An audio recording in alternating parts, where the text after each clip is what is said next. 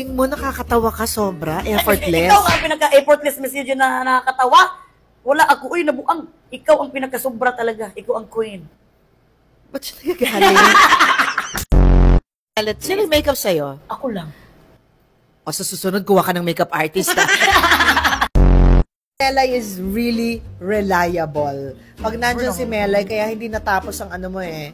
Hindi natatapos. Lagi kang tinatawagan. Wala maganda Miss Eugene Vic. Eh, mahiyak talaga ako Miss Eugene ba? Lumayas ka na nga. Napakadami mong arte. And very concerned sa'yo. Super concerned talaga ako sa'yo. Tsaka sa ika-aangat ng concern talaga ako dyan eh.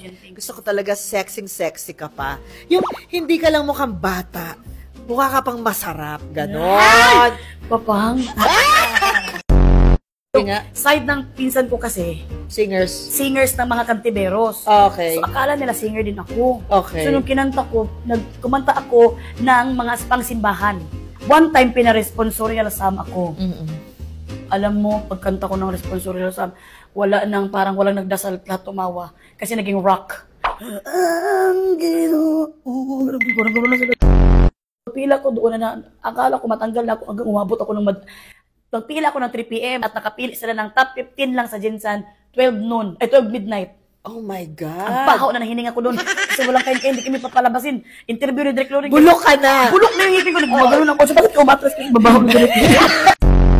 Kasi ang talent talaga is yung dancing, singing, yung maganda ka talaga. Tapos yun iniisip kong talent. Pero yung, paano yung maganda ka talaga? Hindi ko pa na-experience.